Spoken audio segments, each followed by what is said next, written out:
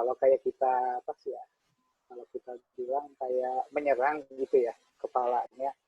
Tapi kalau ular ini, kalau Yamakagashi, dia tipikal ular yang sebenarnya ketika lihat orang dia lari.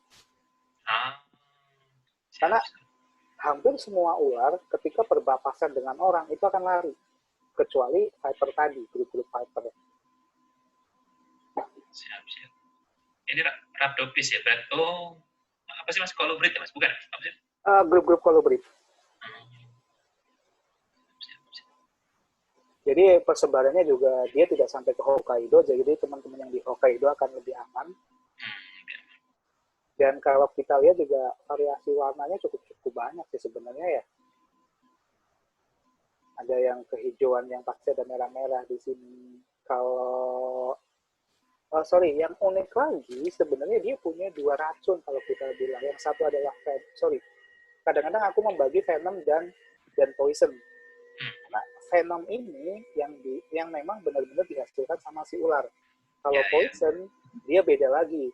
Karena ular ini dia punya dua nih. Dia mirip Hogwarts. Kadang-kadang kalau dia kayak refleks ketakutan gitu ya, apa terganggu dengan orang, dia kan mengangkat kepala. Sebenarnya dia mengangkat kepala untuk menunjukkan ini punggung lehernya. Itu apa? Kelenjar Mas? Bukan?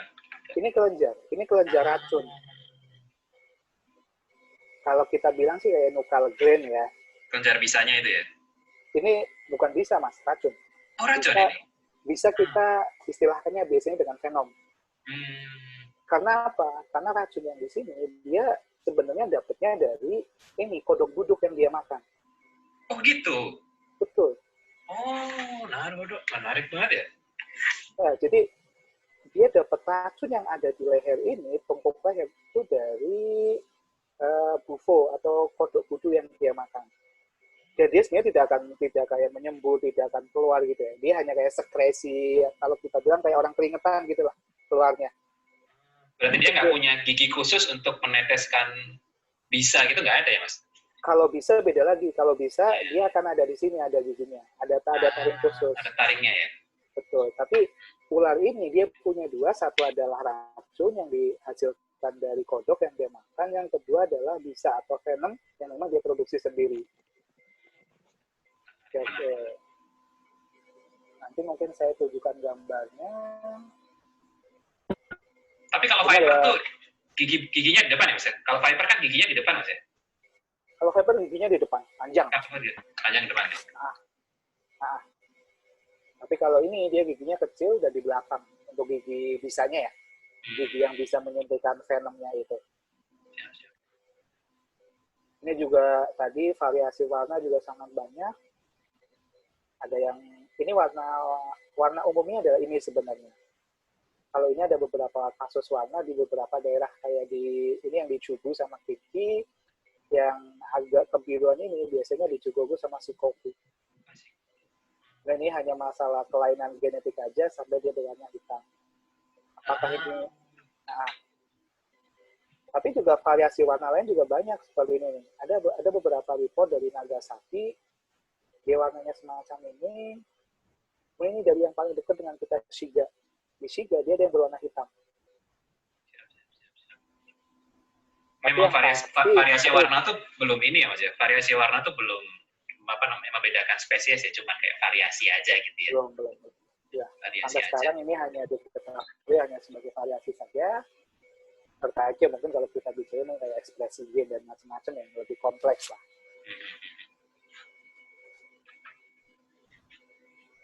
Iya, itu kemudian kalau kita bicara kasusnya, sangat kecil sekali sebenarnya gigitan dari ular ini. Sebenarnya tahun 1917 hanya terikut sebanyak 29 kasus. Oh, itu lama banget loh, 1917 cuma 29 kasus sampai 2000 berapa itu? 2003. Kemungkinan sekarang juga nggak nambah lah ya. Karena seperti saya bilang, ular ini tuh ular yang ketika ada orang lari gitu loh. Dan kebanyakan kasus ini terjadi sebenarnya ketika gini ceritanya, ular ini mungkin masuk rumah, ya kan? Kemudian kita mau mengeluarkannya, mesti kan kita tangkap ya. Iya. 2 29 apa 90% kasus ini terjadi karena hal demikian. Ketika orang mau mengeluarkan si ular itu dari dalam rumah. Pakai tangan atau mungkin pakai kayu juga, pakai stick gitu kan. Kan biasanya walaupun kita pakai stick atau tongkat ya, kita pegang bagian ekornya. Iya. Karena dia juga kalau dipegang dia cukup agresif sih untuk berontak, untuk melepaskan diri juga.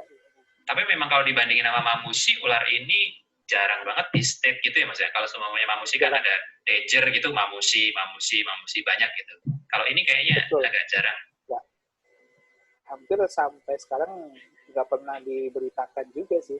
Atau mungkin ada apa ya, kayak mungkin biasanya kalau kita pergi ke gunung, ke taman, ada kayak papan peringatan ya? Iya. Untuk mamusinya sendiri, sampai sekarang sih kayaknya belum ada sih. Belum ada ya? Iya, jadi meskipun kasusnya cukup sedikit, apakah ada kasus yang fatal untuk gigitan ular ini? Ada. Pada tahun 1978 ada yang pernah mereport bahwa ada satu kasus kematian disebabkan oleh ular ini gitu. Ini 1978 tuh mereka mereport ke paper ya Mas ya? Berarti ya. Ini apa namanya, case report ya? Iya betul. Jadi ini kayak laporan kasus yang ditulis di paper. Jadi setiap orang pun bisa melihat, bisa membaca semacam itu. Oh, dia tuh ini Mas, apa lebih cenderung di air ya? Natrisin gitu? Apa? Ya. Air ya? Apa? Dominan di air ya? Apa sih natrisin kan dominan di air ya? Iya. Jadi dia memang dia paling banyak sebenarnya kita temuin itu di sawah kalau kita di Jepang. Makanya ya natrisin ya. Maksudnya dia mungkin dominan lebih sering di daerah. Iya, dia di daerah berair gitu. Berair gitu ya. Kayak mungkin di Kamogawa yang biasa kita main juga sebenarnya ada juga sih gitu kan. Kadang-kadang lewat juga di Kamogawa. Tapi memang ya seperti saya bilang, kasusnya sangat dikit. Kenapa kasusnya sangat sedikit juga nanti ada kaitannya sih dengan kayak tadi tingkat agresivitas, kemudian dia giginya di mana juga dan semacamnya juga ada. Nanti saya tunjukkan gambarnya. Kemudian seperti tadi saya bilang bahwa di mainland Jepang itu hanya 2 jenis itu saja yang cukup berbahaya. Mamushi dan Yamakagashi. Ya. Tapi kalau kita nanti larinya ke Okinawa, pulau-pulau kecil di selatan Jepang ya, lebih beragam lagi yang berbisa. Sama dari grup-grup ular-ular viper gitu kan. Si viper ya? Ini adalah Tsushima Mamushi. Tsushima Mamushi juga dia hanya ada di Pulau Tsushima. Teman saya juga 2 atau 3 bulan yang lalu pernah kegigit ini, dia di rumah sakit sampai 4 atau 5 hari. Oh, lumayan ya. Ya, jadi teman-teman lab saya banyak yang kegigit ular karena memang mereka juga penelitiannya ular gitu. Siap. Kan nggak lucu juga kalau semuanya penelitian tentang ular tapi belum pernah kegigit ular gitu, kayaknya kurang kurang marem. Digrinya kayaknya masih kurang gitu ya. Tapi saya juga amit-amit lah walaupun saya sering cari ular gitu ya. Situ kegigit kodok aja Mas. Kemudian ada juga kayak ini namanya Himehabu. Himehabu dia ada dari Okinawa dan Amami. Habu itu ular ya, yang baru datang habu itu ular berarti. Tapi untuk Himehabu ini dia memang bisanya tidak terlalu tinggi sehingga pemerintah Jepang juga tidak menyediakan antivenomnya untuk Himehabu ini. Jadi dia cukup fatality-nya nggak sampai meninggal lah kasus. Tapi ada lagi ini Sakishima Habu, dia cukup ini juga kalau kita bilang semenjak 2014 sampai 2011, 2014 Mayan. kasus gigitan ular hanya di review saja karena memang dia hanya di review distribusinya. Kemudian yang lain juga masih banyak.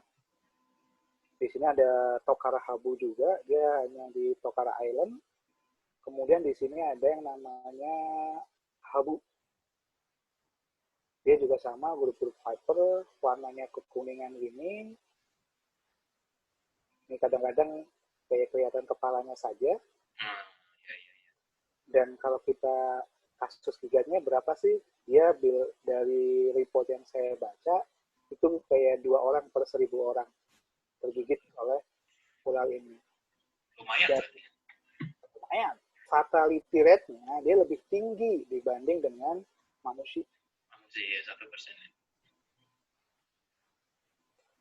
Jadi cukup berbahaya juga sih. Tapi ini di Okinawa ya Mas ya? Ini ya, di selatan ya? Berarti di Kyoto area nggak ada. Maksudnya dalam artian cuma ada mamushi sama Yamakagashi ya?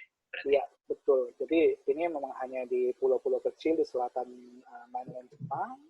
Karena kalau kita tahu sendiri juga bahwa grup-grup Okinawa secara climate kan juga sedikit berbeda dengan mainland Jepang ya.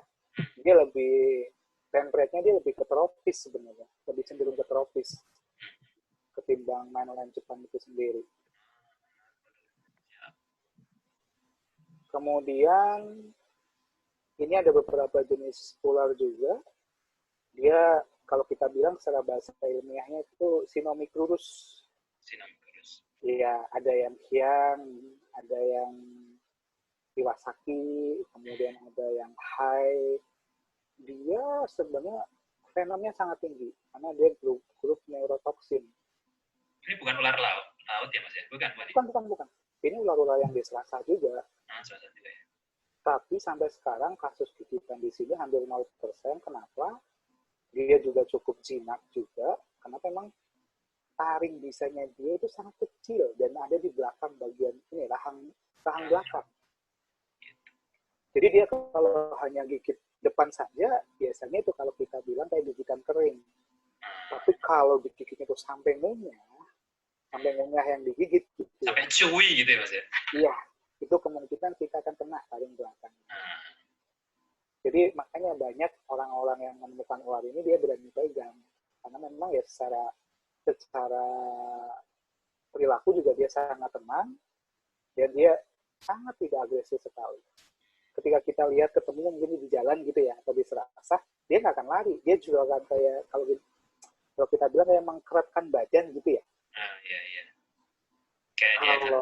Kalau si Yamakagashi dia akan pergi ketika ketemu orang. Mamushi dia akan tetap diam.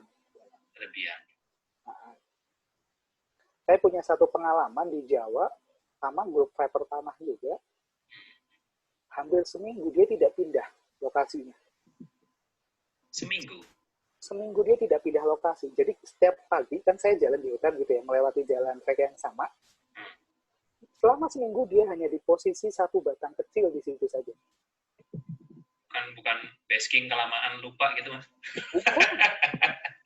Bukan.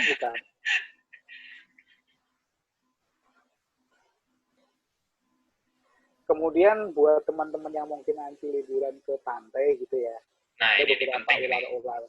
ada beberapa ular laut, hampir seluruh ular laut itu punya bisa yang sangat tinggi. Tingkatnya lebih tinggi sebenarnya dibanding di mamushi gitu kan. Kalau kita bisa lihat, coraknya hampir mirip gitu kan dengan ular-ular darat juga. Tapi kan dia ekornya kayak pipih di sini. Iya. Karena buat mendayung ya? Buat mendayung atau ketika renang gitu kan. Biar dia bisa gerak. Dan ini juga tipikal ular yang sangat jinak sebenarnya. Dia tidak agresif sama sekali. Bahkan kalau kita lihat, pernah lihat ini enggak? Ini ada di Bima. Ada namanya Pulau Ular. Oh, itu Indonesia? Iya. Kalau di Jepang, kayak gini udah dilarang. Ada yang berani. Siapa nih? Koko ya ini ya? Waduh, kacau nih. Jadi Krisanti ya ini? Jadi memang dia itu tidak agresif sama sekali gitu kan. Orang bisa pegang juga, tapi bahayanya sebenarnya sangat tinggi gitu. Di Bima ada satu namanya Pulau Ular dia. Itu dijadikan wisata. Gokil. Di Jepang mana boleh hal semacam ini kan? Aduh, nggak boleh ya. Iya. Oke, terkait dengan tadi teman-teman yang jalan-jalan, sebenarnya pihak pemerintah Jepang juga sudah memproteksi kita. Dia seringkali juga menunjukkan apa ya, memberikan ini papan-papan peringatan.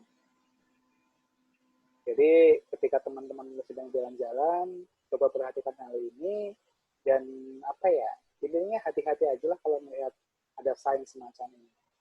Kalau ada sign semacam ini, berarti di sekitarnya pernah ada kasus paling tidak ya Mas ya? Pernah ada kasus atau mungkin juga itu adalah salah satu habitatnya juga. Coba nih Mas kalau Kuku ya? Free handling hanya buat yang nyawanya banyak katanya. kalau Mas Koko sih mungkin biasa gitu kan. Tapi kalau warga Kyoto Shiga kan mana ada yang berani dengan ular gitu kan. Kucing aja yang handling kayak gitu ya? Nyawanya 9. Iya. Untungnya kan warga PPI Kyoto Shiga kan nggak ada yang berani bermain dengan ular gitu ya. Ya, ya. Jadi kalau kita lihat sign ini saja, kita lihat di belakangnya kan ada sungai ya. Ini sakura nih. Aku yakin ini bunga sakura. Spring berarti ya? Iya. Ini belakang ada camping-camping atau mungkin parkir. Berarti cukup dekat kan dengan kegiatan kita. Atau mungkin ketika kita mencari hunting bunga sakura yang mekar. Jadi memang ular ini ada di mana pun sebenarnya yang beracun ini.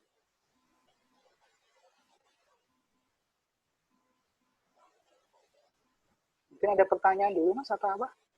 Oke, mungkin kalau teman-teman ada pertanyaan boleh loh. Apa namanya? Nanya di chat apa namanya atau langsung unmute aja bilang Mas Munir aku mau nanya. Mas Zahran juga boleh loh kalau mau nanya. Mas, semuanya ular makannya apa sih kalau mamus itu gitu, makan manusia enggak gitu semuanya kayak gitu. Kalau itu juga boleh. Tapi saya ada pertanyaan nih Mas. Sebenarnya kalau semuanya apa namanya? Mamushi terus Yamakagashi itu semuanya neurotoksin ya? Atau memang apa namanya hemotoksin neurotoksin itu sebenarnya semuanya punya gitu dalam artian cuma presentasenya aja dia berbeda sebenarnya atau terspesifikasi hanya neurotoksin hemotoksin aja gitu.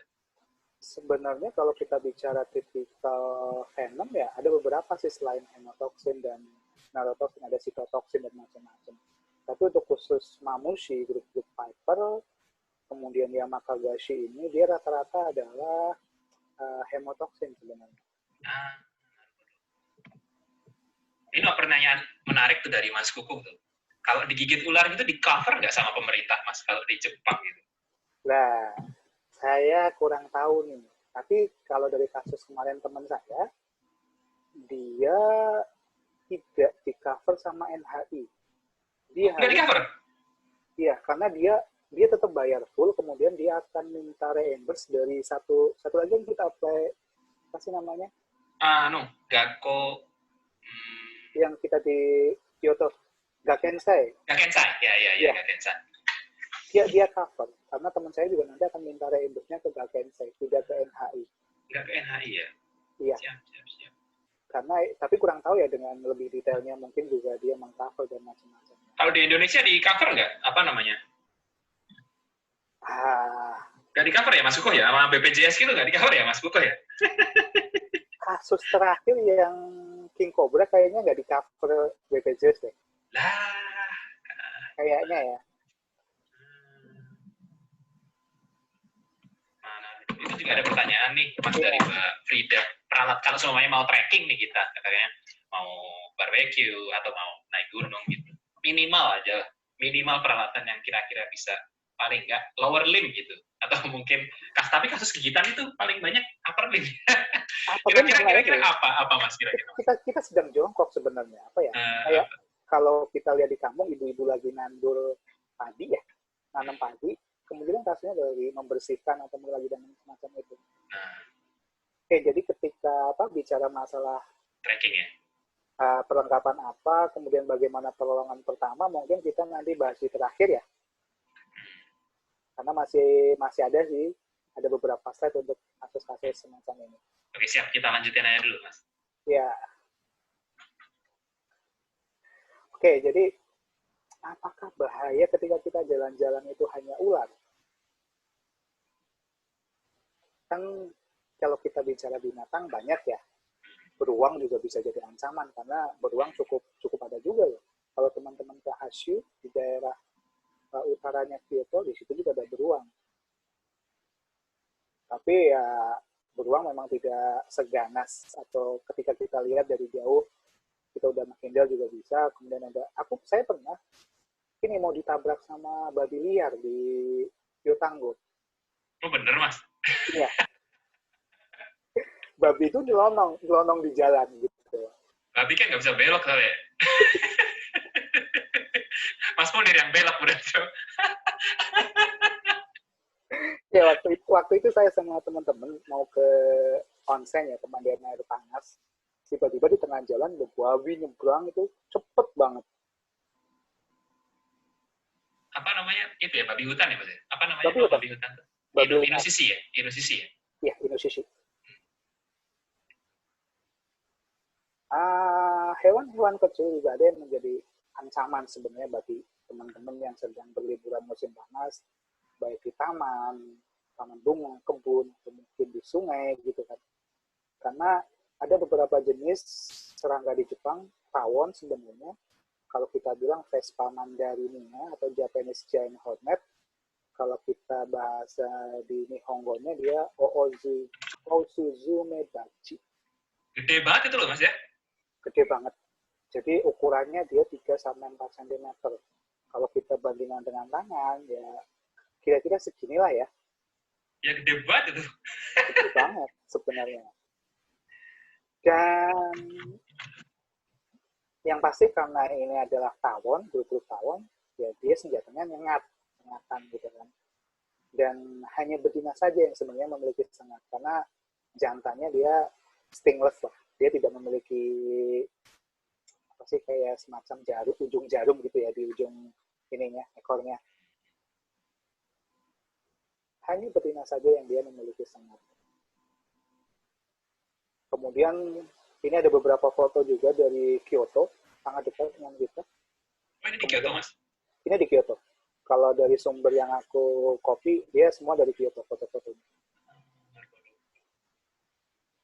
Kadang-kadang juga mengunjungi air dia dan pohon-pohon gitu kan ya.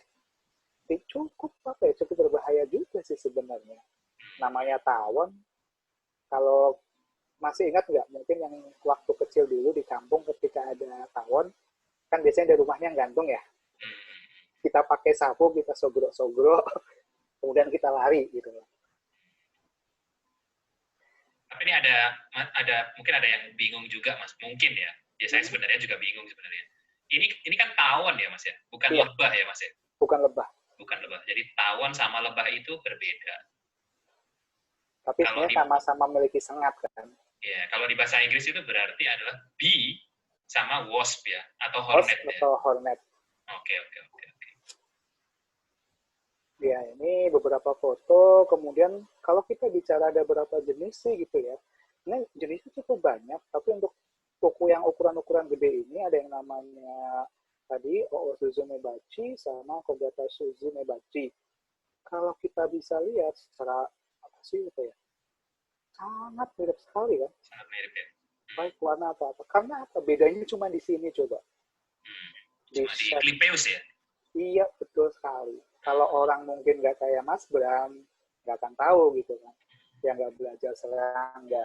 Jadi ya, kalau kita lihat tawon di kebun, di taman, kita anggap bahwa itu adalah tawon yang sama aja dan sama-sama bahaya gitu kan ya. Jangan sampai, oh ini kayaknya tawonnya cantik nih, aku deketin gitu. Dan sebenarnya secara kalau kita bisa lihat sarangnya pun berbeda. Kasus paling banyak yang paling fatal sebenarnya disebabkan oleh ini Osuzume bachi ini. Osuzume bachi. Iya. Dan sarang jenis ini dia rata-rata di dalam tanah. Walaupun ada report dia ada di pohon-pohon lubang gitu ya. Tapi kalau kita bicara di tanah, berarti kita nggak bisa lihat ya. Paling kan hanya ada lubang kecil gitu loh. Atau mungkin ada cerukan kecil tempat dia punya lubang gitu loh. Jadi sungguh kalau kita bilang ya kita nggak bisa lihat secara langsung sih, makanya harus hati-hati juga. Beda dengan jenis yang lainnya, atau kita bisa bilang Kogatasu Zumebachi atau Big Air Hornet, dia sarangnya menggantung gitu. Jadi kita bisa, ada sarang nih di atas kita gitu kan ya. Tapi kalau yang Zumebachi ini kan kita nggak bisa mendeteksinya secara mungkin kasat mata ya, karena kan kita jalan pun kadang-kadang hanya sambil lalu aja. Iya, benar-benar. Jalan baik itu di trek, kalau di taman kan kadang-kadang kita hanya lurus ke depan, maka kita tidak melihat kanan kiri kadang-kadang. Iya. Kemudian ada lagi jenis-jenis yang memang cukup besar juga. Dia lebih kecil sih dari kedua tadi, karena rata-rata ukurannya dia kurang dari 3 cm gitu ya. Ini juga sama, dia tipikal-tipikal yang sarangnya menggantung, baik itu di atap, atau mungkin di pohon juga. Tapi ya sama-sama berbahaya lah ya, karena sama-sama Vespa lah. Kalau kita kan tahun terakhir juga di Indonesia cukup booming kasus Vespa ini. Vespa ya? Iya. Bahkan sampai, saya lupa, di daerah sekitar Wonogiri atau mana ya, sampai ada kasus kematian kalau nggak salah, gara-gara Vespa juga. Iya. Ini Vespa ini ya, Vespa tawon ya, bukan Vespa motor itu yang dipretelin itu ya? Iya, bukan Vespa motor. Ya, jadi bukan kecelakaan kasusnya ya? Bukan. Ini ada beberapa record kematian juga kalau kita dari data 20 kematian loh ya. Dari data outbreak yang dia sebenarnya menyaring dari data statistik dari pemerintah ya. Dia dari estimasi itu ada sekitar 20 kematian per tahunnya. Nah, kalau kita, ini ada statistik kematian sebenarnya yang bawah ini. Tiap tahunnya angkanya memang cukup turun. Dibanding tahun-tahun sebelumnya. Salah satunya kayak di tahun 1984 sampai 73 kasus kematian.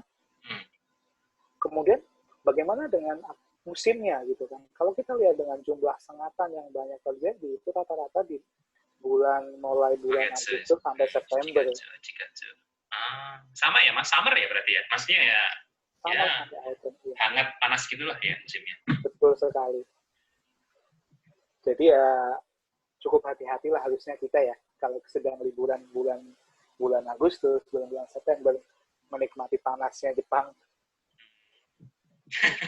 Ya seperti tadi saya bilang, dibanding kita di dalam ruangan, nyalakan AC terlalu lama, bayarnya terlalu tinggi juga. Tapi emang saya dengar juga, Mas, maksudnya kasus ini itu banyak sekali terjadi ketika orang-orang itu liburan, Mas. Jadi kayak mereka hanami, menikmati ke alam, gitu. Terus mereka bawa makanan, mereka bawa buah-buahan. Memang karena mungkin beberapa serangga itu memang, kalau bahasa Jawanya saru gitu ya Mas, dalam artian mereka bingung gitu. Beberapa serangga itu kan attacking mekanismenya karena feromon ya. Sedangkan beberapa buah-buahan gitu, kayak pisang, apel yang kita bawa ketika kita seger-seger gitu di alam gitu, ternyata punya substansi volatil yang memang men-trigger beberapa serangga untuk datang ke situ ya. Iya. Ya, mungkin salah satunya mungkin kayak Vespa ini juga mungkin tertrigger karena hal seperti itu mungkin ya. Kemudian memang rata-rata kasus ini terjadi di pinggiran kota dibanding di tengah kota sebenarnya. Ya sama halnya dengan ular ya, habitat-habitat yang masih banyak pohon dan macam-macam kan lebih disukai sebenarnya dibanding di tengah kota yang semuanya gedung sebenarnya. Iya. Ya, ini ada beberapa kasus kematian juga. Kemudian pemerintah juga kadang-kadang dia kayak memasang sebuah sign, sebuah tanda bahwa di situ ada tawon dan semacam. Sangat membantu sebenarnya dibanding kita di Jakarta, di Bogor. Sama sekali kita tidak pernah melihat kayak semacam tanda semacam ini untuk memperingati orang. Tapi kalau apa tingkat ke ini Mas? Ada pertanyaan nih, mumpung pas pop up juga nih dari Mbak Risanti. Kalau di Jepang itu emang secara umum pemahaman masyarakatnya terhadap ular, terhadap binatang seperti ini gitu, kayaknya memang sudah diberi peringatan gitu ya Mas. Dalam artian kita juga sering dapat peringatan di email kampus, cuma gara-gara ada tawon atau sarang tawon di beberapa sudut kampus dan kita harus hati-hati gitu ya. Kayak memang betul. Apa kesadarannya ada gitu ya Mas untuk binatang-binatang seperti ini? Kayak ya kalau kita lihat kesadaran masyarakat itu memang lebih tinggi dibanding masyarakat kita. Dan informasi ini juga mereka kayak, ya tadi lah kalau kita bilang kayak angka kasus ya, kasus kematian atau kasus gigitan ular juga, semua kita bisa akses gitu loh. Jadi kita bisa lihat trennya semacam apa sih sehingga orang yang baca pun bisa lebih aware gitu loh. Bisa memberikan kayak, oh iya ternyata berbahaya dan semacamnya. Beda dengan ketika kita di Indonesia, data semacam ini sama sekali nggak ada sebenarnya. Dan kalau kita bilang, orang kita itu kayak, ya kalau Bapak Ibu mungkin anak-anaknya sering nonton Panji Petualang tuh ya. Itu kan sangat booming sekali. Sangat terkenal lah. Mas Koko tuh suka nonton Panji Petualang Mas dulu Mas. Suka cerita gitu katanya. Siapa? Mas Koko Panji Petualang. Wah. Ya untungnya kan dia udah belajar ular, jadi mungkin dia juga tahu seluk-beluknya gitu kan. Siap. Ketika bagi orang awam melihat dia memegang ular yang berbahaya tapi di YouTube dia buat videonya, siapa sih anak-anak yang nggak tertarik gitu loh. Mengikuti ya Mas ya? Betul. Following ya? Betul. Ada satu kasus di Depok sebenarnya, 1 tahun yang lalu, kalau nggak salah. Anak SD, dia nemu ular di jalan ketika pulang sekolah. Dia ambil. Apa, tahu nggak apa ular yang diambil dia? Kobra. Waduh. Dan akibatnya apa? Dia kegigit dan dia meninggal, anak SD itu. Innalillahi. Dan dia cerita hanya, oh saya nonton Panji, saya pengen kayak Panji gitu. Aduh. Ya. Itu kalau Panji nanti di akhirat ditanyain loh Mas itu sama Tuhan. Kamu. Bahaya ya sebenarnya kalau memang tidak ada kesadaran gitu. Atau mungkin kalau setahu saya ya Mas ya, di Jepang itu tidak terlalu banyak perubahan common name spesies kali ya. Common name buat buat binatang gitu ya Mas. Maksudnya mamushi ya kayaknya dari Hokkaido sampai Okinawa semuanya mamushi gitu. Terus kayak Osuzumebachi juga dari manapun juga namanya juga Suzumebachi gitu ya. Maksudnya tidak ada bahasa lokal ya. Bahasa lokal gitu ya. Nama lokal gitu ya. Kesulitannya kalau di Indonesia juga mungkin kayak gitu kali ya. Peling, pelang gitu atau mungkin beda spesies mungkin ya weling sama orang. Orang beda spesies. Dalam artian mereka nyebutnya beda-beda ya. Jadi mau bikin papan pengumuman gitu ya, semua orang juga mungkin beda-beda pemahamannya gitu kali ya.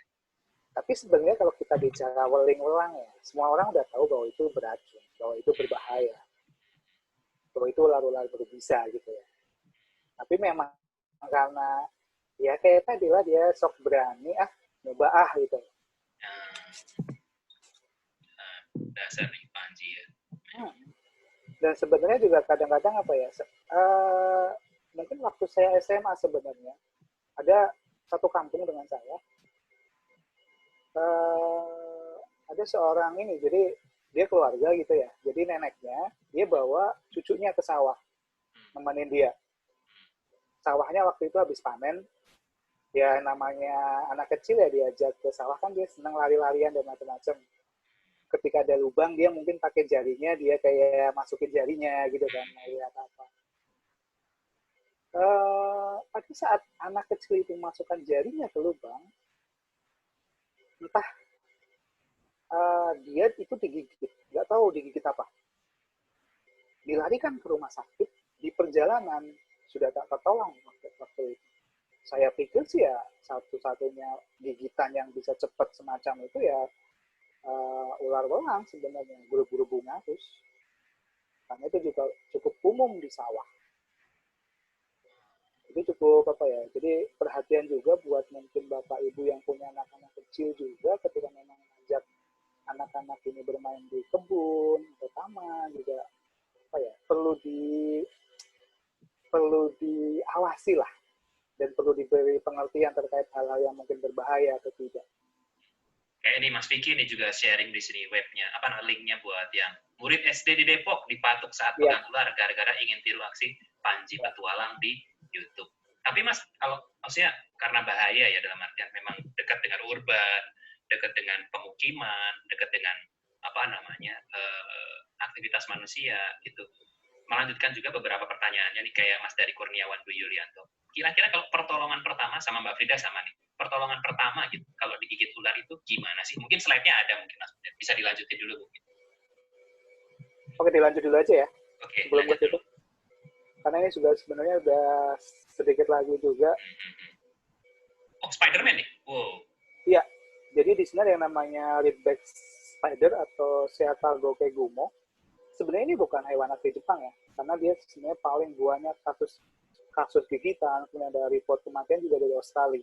Dia masuk Jepang gara-gara mungkin dia masuk sama ini peti kemas. Ini kasus juga umum. Ya, jadi hewan ini juga direportkan di Kyoto juga, sama Tokyo juga ada.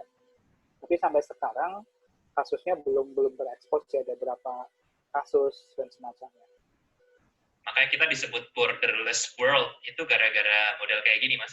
Bikin peti kemas, diangkut ke pesawat, kemudian dia karantinanya juga memang tidak selalu bisa mendapatkan hal ini gitu dalam artian. Ya, kayak inilah semut yang dari Cina ke Jepang itu juga di airport kan. Model-modelnya seperti itu kan. Dan rata-rata kayak di pelabuhan juga banyak gitu kan. Mungkin kayak Kobe mungkin lebih banyak dibanding Kyoto mungkin ya aku bilang. Karena Kobe kan juga kota pelabuhan ya. Ini sama halnya dengan tadi si Giant Hornet, dia hanya betina saja yang memiliki racun. Kalau jantan dia tidak memiliki racun sebenarnya. Oke, ya ini kemudian kembali lagi ke Okinawa ya. Okinawa juga sebenarnya cukup berbahaya kalau aku bilang. Kalau teman-teman yang sering ke pantai, kalau kita lihat data gigitan sengatan dari si ubur-ubur cukup banyak juga loh. Lumayan ya. Sangat banyak, terutama di Okinawa. Ini ada di Okinawa, kemudian di pulau-pulauan lain kayak ini ada di Okinawa yang ya sama dan macam-macam.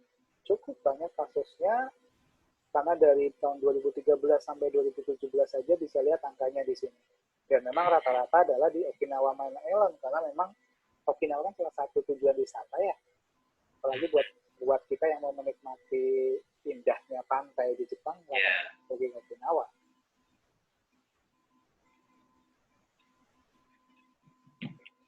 Dan biasanya juga pemerintah Jepang juga menyediakan semacam peringatan juga. Jadi ya kita bisa lebih waspada lah sebenarnya ya. Ada lokasi-lokasi yang cukup berbahaya. Oke. Nah ini nih penting nih. Nih, jadi langsung tadi menyangkut ke pertanyaan juga. Ini saya sedikit menyangkut pautan dengan tadi yang aku bilang kenapa kasus Yamakaguchi sedikit gitu ya. Jadi ketika mungkin ada yang tergigit ular, yang pertama adalah jangan panik. Kenapa aku bilang jangan panik? Ada dua kemungkinan sebenarnya ketika kita tergigit ular. Pertama adalah ular itu benar-benar memasukkan bisanya, menyuntikkan bisanya ke kita, atau sebenarnya itu hanya gigitan kering. Jadi dia menggigit, tapi dia tidak menyuntikkan bisa. Jadi kayak gigit doang gitu, berdarah doang gitu ya Mas ya? Gigit doang, cuma buat luka doang sebenarnya. Tapi tidak sampai menyuntikkan bisa. Karena banyak juga terjadi kasus-kasus semacam itu. Tapi kalau kasusnya bilang kayak Mamushi gitu ya, grup Mamushi nih, yang A sama B ini rata-rata memang jarang gigitan kering. Dia mesti menginjeksi atau menyuntikkan bisanya dia. Coba deh kalau lihat, ini giginya juga panjang banget di depan lagi ya. Iya.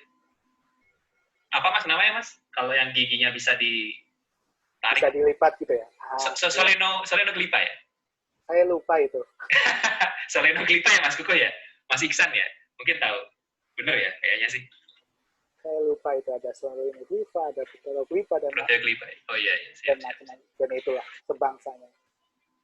Kemudian ini adalah Yamakagashi. Yamakagashi ini dia memang taringnya kecil di belakang. Posisinya dia ada di belakang, sehingga ketika dia hanya gigit, meskipun lama, bisa saja itu adalah yang kena ke kita sebenarnya gigi depan ini. Gigi depan ya. Betul. Tapi ketika dia gigitnya sampai ke munyah, iya kan? Munyah itu saya pastikan 99% kita kena gigit taring yang ini dan otomatis venomnya dia terinjeksi ke kita. Ya. Jadi yang pertama jangan panik gitu ya. Nikmati aja sambil berdoa. Yang pasti itu deh. Jadi nggak usah apa ya. Karena gini, ya mungkin kan ada orang yang panik bisa sampai apa ya. Aku bilang stres dan macam-macam. Mungkin naruh ke organ lainnya juga bisa ya. Karena memang bahwa gigitan ular ini otomatis dia juga bisa sampai ke ini. Beberapa kasus dia sampai ginjal akibatnya. Ginjal failure ya? Apa kidney failure ya? Ginjal failure. Betul sekali. Banyak sekali kasus-kasus semacam ini juga salah satu yaitu akibatnya sampai ke ginjal. Tapi yang paling umum ya dari kasus saya Viper ini adalah ini nekrosis sebenarnya atau pembusukan jaringan. Pembusukan jaringan, nekrosis. Sebenarnya banyak foto-fotonya, cuman kalau ditampilkan saya juga ngeri sebenarnya melihat foto-foto. Kalau yang koagulasi itu hemotoksin ya Mas? Ya, dia grup ini semua sama. Cuman bedanya kan gini ya, kalau kena gigit ini kan darah itu bukan kayak ketika habis digigit, darah itu nggak mungkin kayak langsung mengucur gitu tuh, enggak. Efeknya nanti gitu loh. Kayak terjadinya pendarahan, kemudian pembengkakan itu nanti sebenarnya. Bukan pada saat baru saja digigit itu nggak akan terlihat yang hal semacam itu. Jadi yang pertama jangan panik, kemudian yang pertama selanjutnya sih itu bisa mungkin kita mengidentifikasi ular tersebut, baik itu warna, corak, tadi warnanya apa, coklat, kepalanya kayak apa, macam itu. Jadi itu penting kenapa dokter yang nantinya menolong di rumah sakit itu harus tahu ini ularnya jenis apa. Kira-kira apa gitu ya Mas? Betul. Ketika nanti kan gini, kita kan mungkin akan dikasih antivenom dan macam-macam ya. Itu kan harus sesuai, harus sama dengan ular yang gigit si Yamakagashi, juga harus dikasihkan antivenom Yamakagashi. Nggak mungkin dikasih antivenom si Mamushi tadi. Benar. Ya kan? Kemudian pola gigitan agak-agak rancu juga sih ketika kita bilang pola gigitannya kayak apa gitu kan. Rata-rata kalau kita kembali lihat ke gigi ini, ya rata-rata kalau ada 2 lubang kemungkinan adalah ini gitu kan. Ya. Kalau ini dia biasanya ada beberapa, bisa sampai 4 lubang ke semacamnya. Kan memang posisi giginya semacam itu. Ya. Kemudian ada simptomnya juga, kalau Yamakagashi dia tidak ada simptom spesial. Kalau pendarahan pada bekas gigi itu udah pasti. Sama halnya kalau kita kayak ketusuk jarum gitu ya. Kita mengalir terus. Kemudian biasanya kalau Yamakagashi ini setelah 30 menit kejadian, saya merasakan sedikit pusing. Kalau saya baca dari ya. Kalau mungkin pengen baca lebih banyak, di Jepang ada yang namanya Snake Institute. Itu ada informasi-informasi lebih lengkap di situ. Dan kalau Mamushi, dari awal digigit itu udah sangat sakit sebenarnya. Dan apa ya, dalam hitungan jam itu biasanya akan bengkak. Kemudian juga sedikit pendarahan karena tadi ada lubang. Dan biasanya juga kalau Mamushi, tekanan darah itu bisa menurun setelah digigit kalau memang kita benar-benar terinjeksi sama si venom Mamushi tadi. Kemudian saya memberikan catatan di sini bahwa venom atau racun ular, bisa ular, itu sebenarnya tidak memenuhi pembuluh darah. Jadi kalau ada orang apa ya, biasanya kan kayak kita buat ini ya, kayak di cross insisi lah kalau kena gigit kemudian kita membuat sayatan kemudian dia pasti dihisap darahnya gitu ya. Ya. Ya, itu gimana tuh Mas kalau kayak gitu?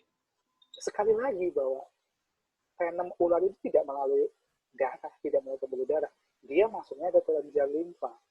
Berarti nggak benar ya, kegigit terus disep-isep gitu, berarti itu bukan cara yang gitu ya? Bukan. Ya disayat itu disep-isep gitu enggak ya Mas?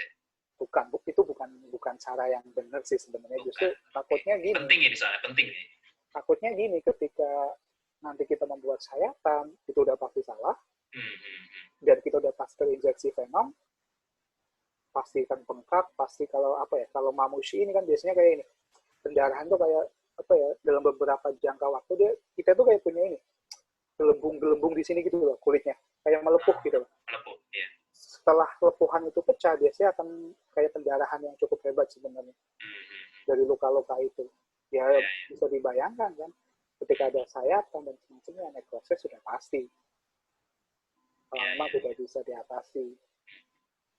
Jadi jangan membuat semacam close incisi, karena justru itu cukup berbahaya juga untuk kedepannya. Dan apa yang harus dilakukan gitu kan? Pertolongan pertama udah pasti, tapi yang pasti adalah kita kayak kita bilangnya tuh imobilisasi atau imobilisasi ini kita gabung dengan pressure bandage. Pressure bandage ini khusus untuk grup-grup neurotoksin. Ada love nih dari Mbak Raka nih. Iya, jadi imobilisasi ini intinya adalah membuat bagian yang tergigit, misalkan kita di jari gitu ya, atau di jari tangan lah misalnya. Intinya kita benar-benar mereduksi atau mengurangi gerakan dari semua lengan ini. Jadi tidak hanya jarinya saja, meskipun yang digigit jari. Iya. Jadi satu lengan ini kita harus benar-benar bagaimana caranya biar ini tidak bergerak. Jadi kalau kita kayak pernah di pramuka ya, di pramuka kita diajari banyak semacam ini nih. Kalau kita Mbak Raka bisa ngapus nggak nih? Ngapusnya gimana ya? Aku nggak tahu nih cara ngapusnya gimana. Mbak Raka minta dihapus dong. Apa namanya? Love-nya ini. Bisa nggak? Nggak bisa ya?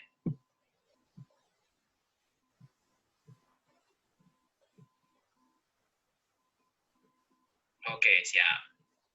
Iya, jadi intinya adalah tadi sebisa mungkin kita mengurangi gerakan pada baik itu tangan, baik itu kaki, tergantung dari bagian mana kita kegigit gitu ya. Ketika kita kegigitnya di jari tangan, ya semua tangan ini harus benar-benar tidak bergerak. Jadi salah satunya kayak semacam ini, kita buat sanggahan tangan dan semacamnya. Kalau masih kemungkinan gerak juga, kita bisa pakai semacam kayu atau bida atau semacamnya. Intinya bagaimana caranya lengan ini tidak bergerak, gitu aja sih. Tidak bergerak. Betul.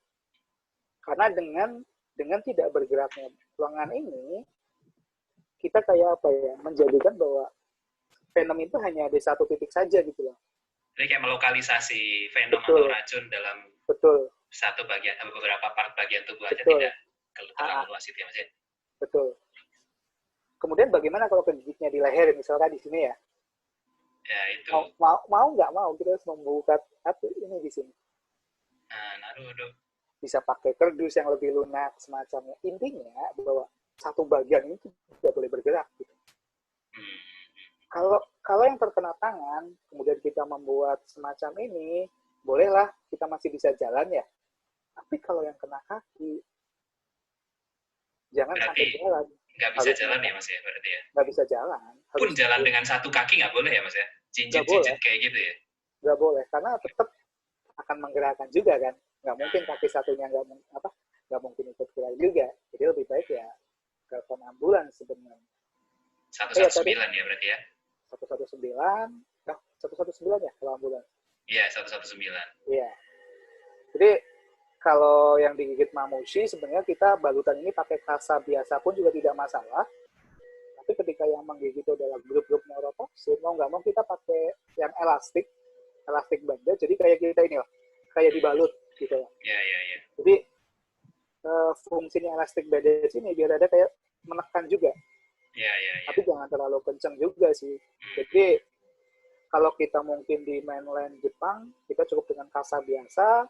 Kasa biasa itu sebenarnya hanya untuk membantu kayak kita memasang tadi bidai, biar ini semua tidak bergerak gitu kan ya, mengurangi. Iya.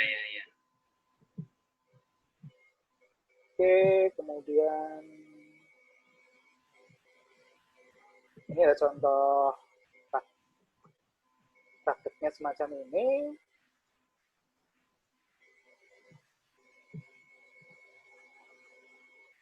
Ya, kita bisa bilang juga, hubungi segera rumah sakit atau ambulans. Dan ketika Anda sudah sampai rumah sakit, proses tadi pertolongan pertama ini mungkin akan dihentikan sama dokter. Jadi sebelum sampai rumah sakit, pertolongan pertama yang kita lakukan tadi jangan sampai kita melepasnya. Siap. Berarti tetap di bandage, tetap jangan bergerak. Iya. Terus sampai biarkan sampai rumah sakit. Iya. Kemudian bagaimana dengan serangga juga sama. Kalau saya baca-baca, ketika memang digigit serangga, paling tidak mau nggak mau harus membersihkan sisanya. Karena biasanya gini, tawon itu ketika menyengat, dia kan meninggalkan, apa sih namanya sebenarnya bagiannya? Apa namanya? Yang stingnya itu ya? Iya, spine-nya itu ya? Betul. Sebisa mungkin ketika itu masih ada, segera dibuang. Kemudian kalau aku baca lagi, kayak semacam krim antihistamin juga cukup membantu sebenarnya. Kemudian ya mau nggak mau tetap harus telepon ambulans, pergi ke rumah sakit, nggak bisa dengan sendiri gitu kan.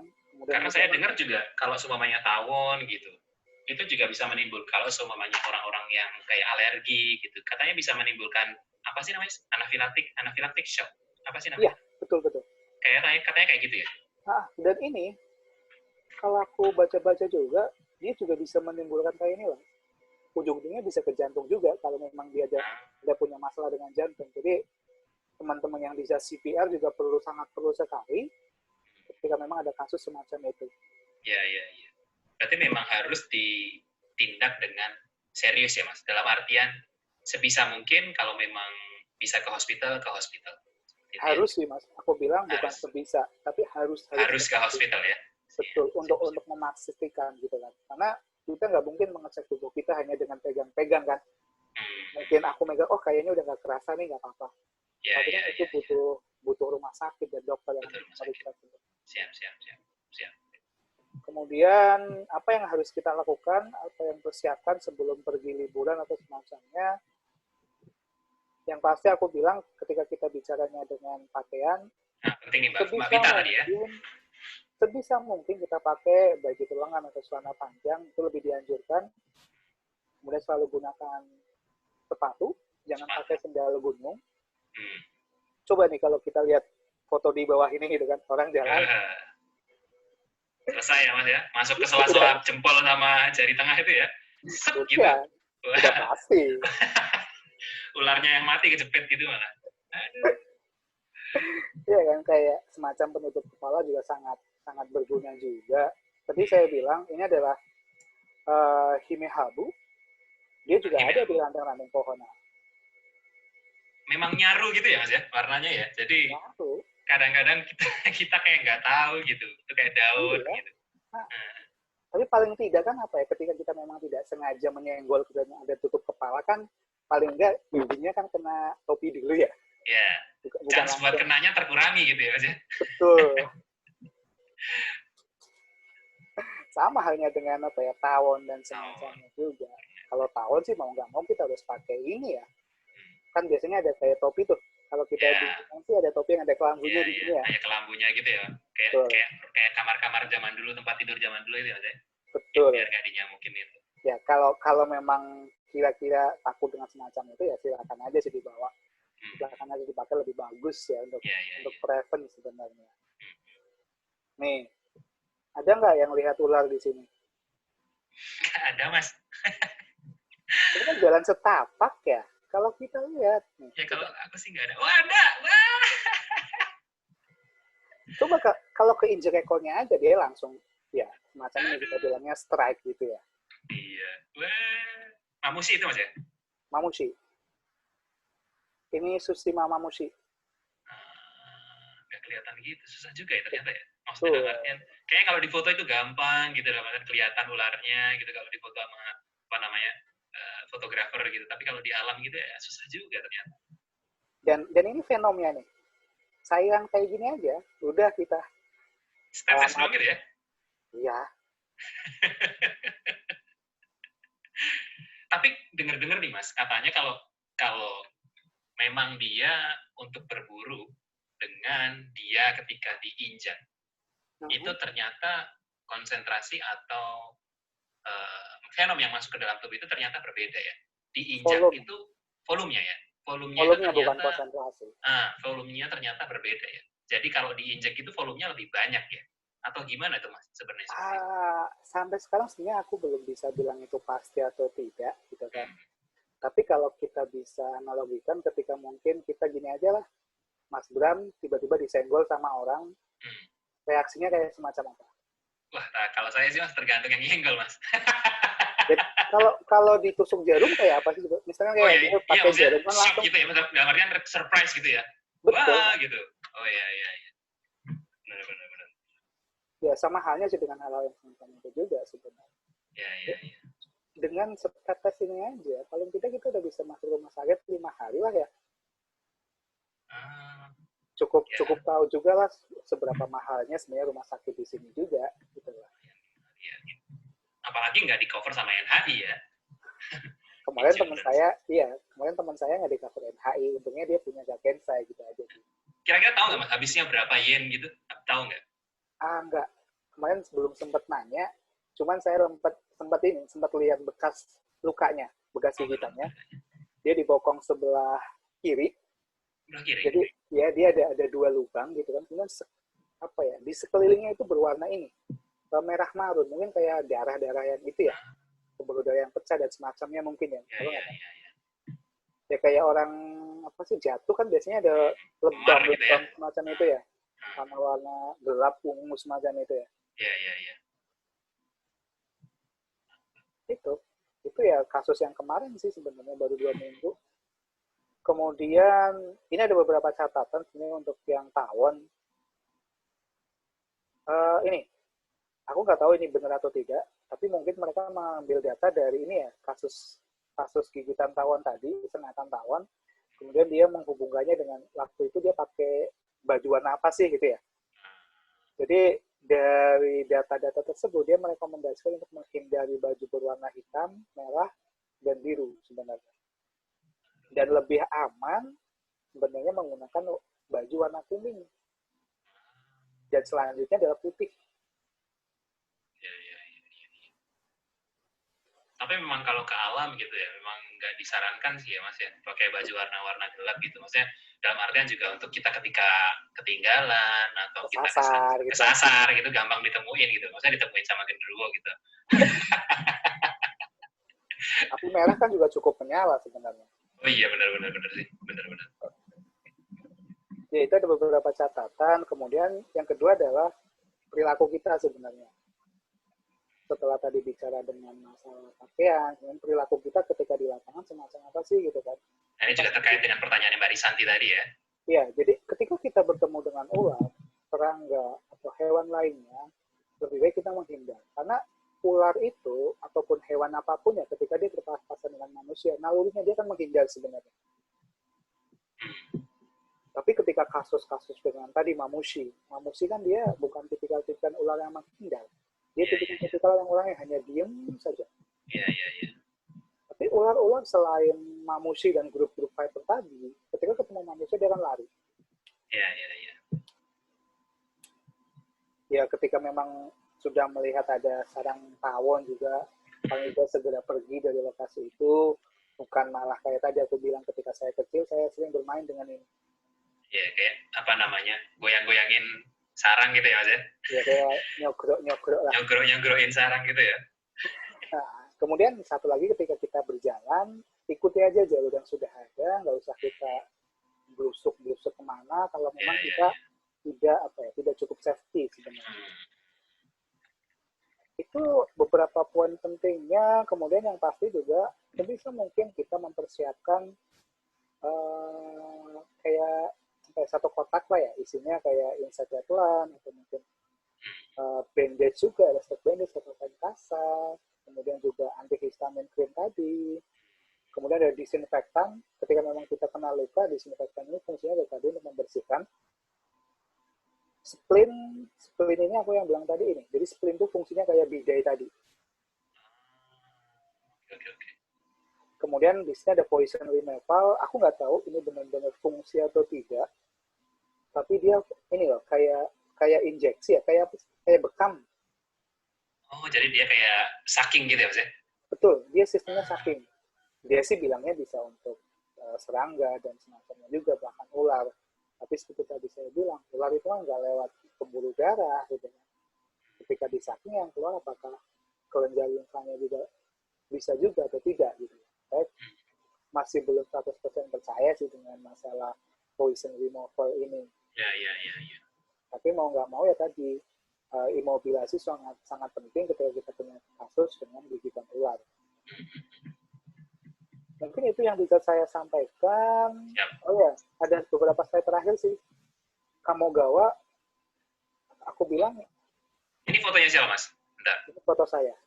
Oh, kamu bisa dapat foto bagus kayak gini sebelah mana kamu? Kok bisa sih? Ini saya kayaknya di sebelah atasnya Botanical Garden deh. Aduh, kacau nih. Bagus amat ya. Tapi aku bilang bahwa Kamogawa, Mamushi mungkin belum terlihat. Tapi yang pasti Yamakagasi ada di situ. Historikalnya belum ada mamushi kelihatan di situ ya? Iya, tapi Yamakagasi ada, kemudian tawon juga saya pikir juga ada, karena habitatnya juga sama ya. Dia juga dekat-dekat dengan gunung. Jadi ya, dia tahu sendiri lah, Kyoto itu sekelilingnya gunung, hutan. Ada sebenarnya hewan yang mungkin dibilang berbahaya, tidak berbahaya. Ini tidak berbahaya sih kalau kita tidak mengganggu. Di Kamogawa, sebenarnya kita ini nih, ada yang namanya giant salamander. Apa namanya? Giant salamander itu Nihongonya Oshansho. Sancho. Nah, kalau banjir biasanya dia bisa ini terbawa ke daratan. Pernah saya lihat nih waktu itu. Iya kan? Iya, iya, iya. Betul.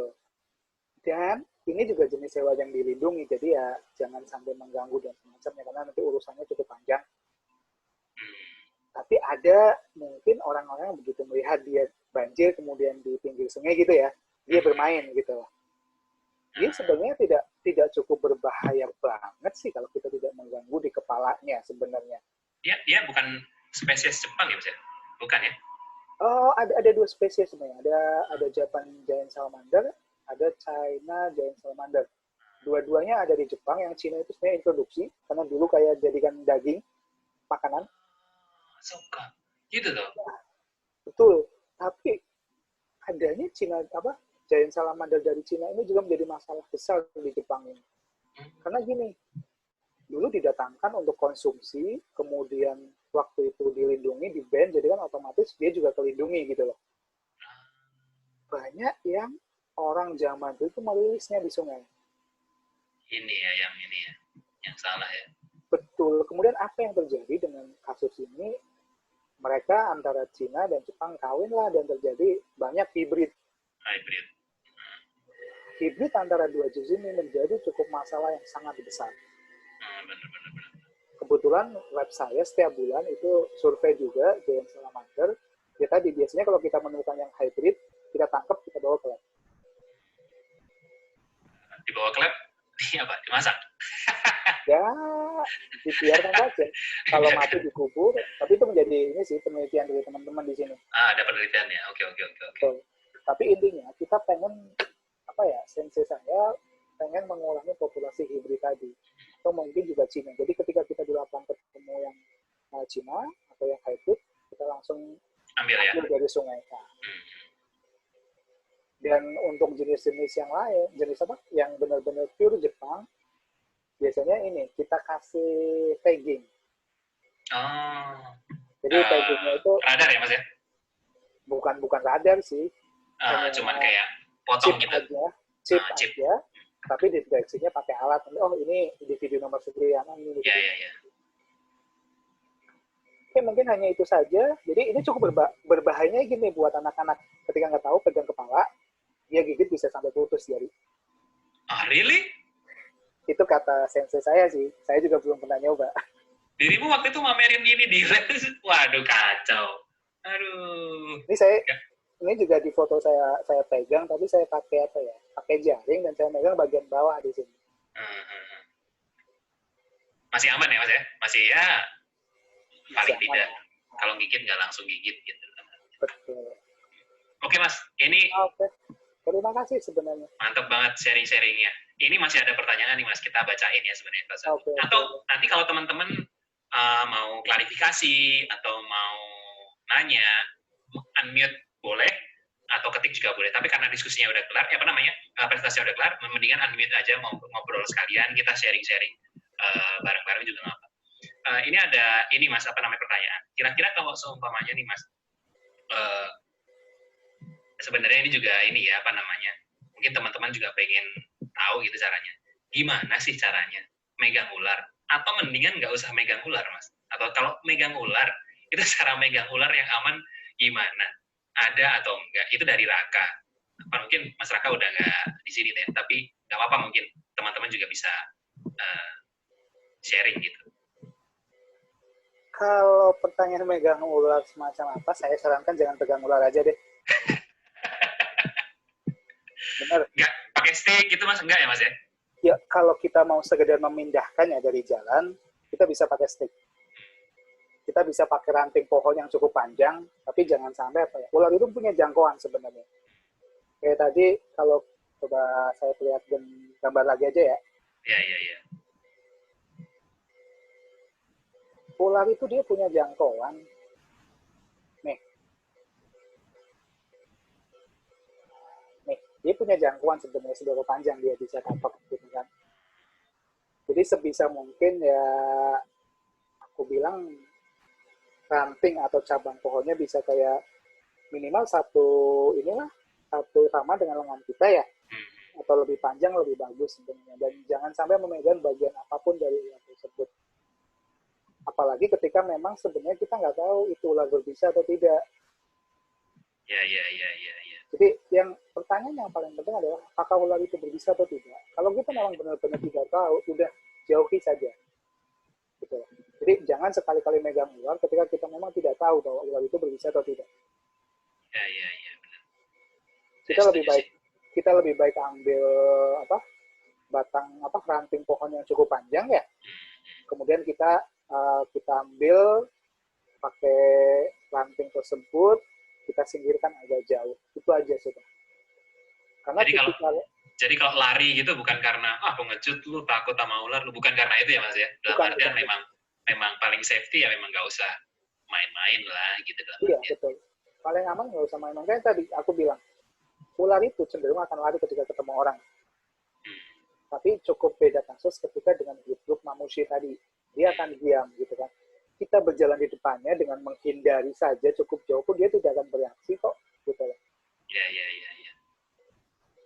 Jadi memang jangan sekali-kali itu buat mainan. Takutnya kayak tadi tuh yang kasus di Depok kan, dia nggak tahu ular itu apa, main somot tadi ternyata kobra.